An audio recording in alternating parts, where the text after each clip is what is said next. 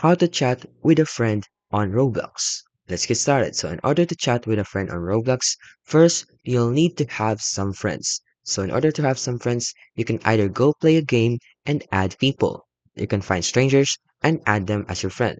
Or you can do this. You can search for a friend by typing their username in the search bar and then search for the people. And then you can then send them a friend request and wait for them to accept your friend request. So once they accepted your friend request, you will be able to chat them now. So just go to this corner right here and you will see the chat button right here. Simply just find that friend that you want to chat and then search for the message and then type a message. For example, hi. And that's how you can basically send or chat with a friend on Roblox.